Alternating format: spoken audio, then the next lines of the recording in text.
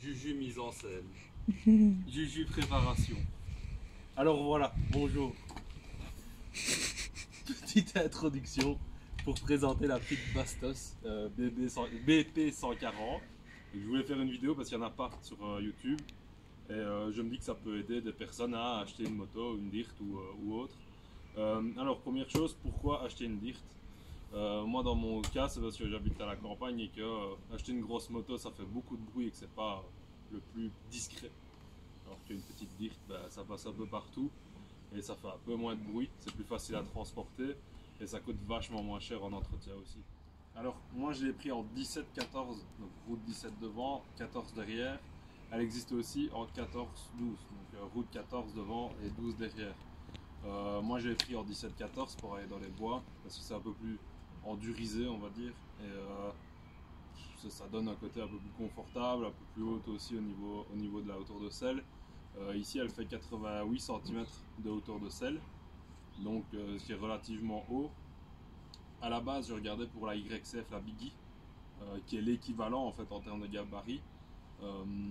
Seulement voilà, en termes d'utilisation et en termes de budget c'est pas du tout comparable. Maintenant YCF c'est des 4 qui sont très haut de gamme.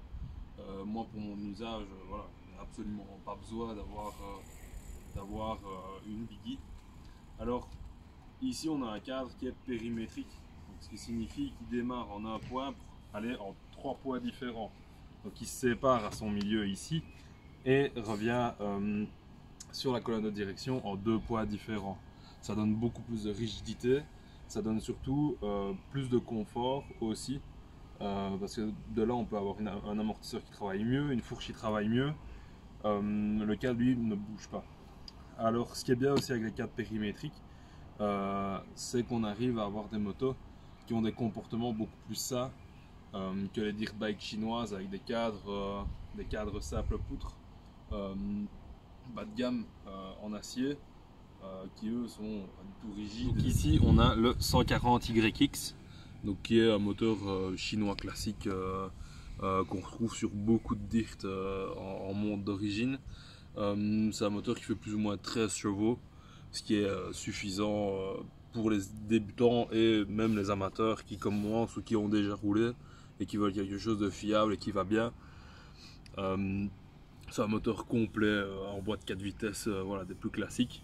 Alors ici chez Bastos, ils ont fait le choix de monter directement un carburateur Mikuni. Là où souvent on va retrouver aussi des carburateurs chinois, ici on a un carburateur japonais, donc avec des réglages qui sont quand même beaucoup plus précis et qui restent dans le temps beaucoup plus fiables aussi.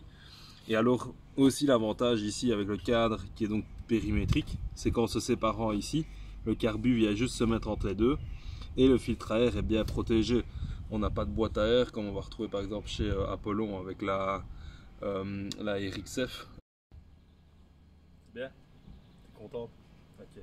Alors ici au niveau des freins, on se retrouve sur des freins HSK, donc qui sont des freins aussi chinois, mais d'une qualité un peu supérieure.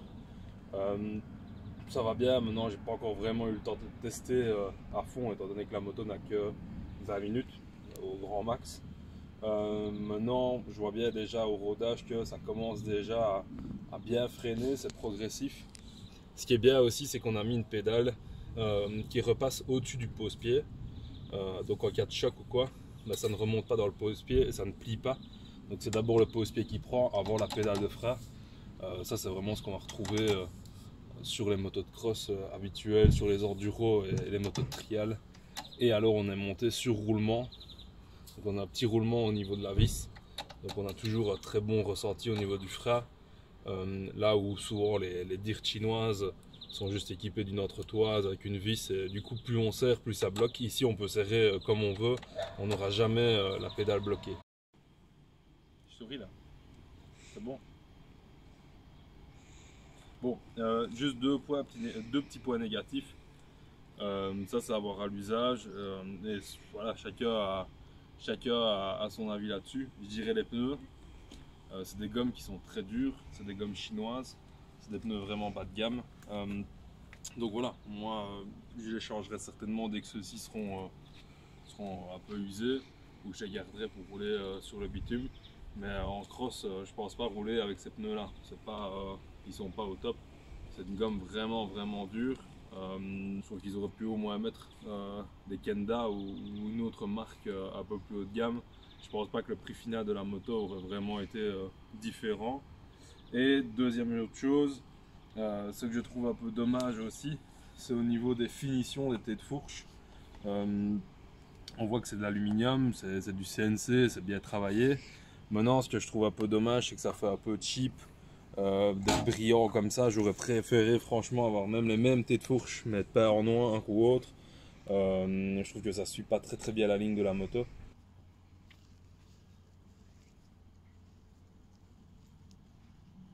Donc c'était une présentation des fleurs. Donc voilà, c'était juste une petite vidéo de présentation de la moto. Il y aura certainement une vidéo aussi où je roule avec, mais j'attendrai la fin du rodage pour pouvoir un peu ouvrir aussi et avoir une vidéo qui ressemble à quelque chose. Je n'ai pas de... Mais vas-y, allez. Mais je n'ai pas de... Éventuellement peut-être s'abonner à une chaîne qui est passionnée par tous les véhicules, que ce soit 2 roues, 4 roues, voilà. Un petit j'aime, c'est bien aussi. Un petit j'aime, c'est toujours pratique. Et activer les notifications. Sinon, voilà, quelqu'un qui est aussi passionné que toi ne verra pas les vidéos aussi rapidement. Aussi passionné que toi. Aussi passionné que toi. C'est une passion assez lourde.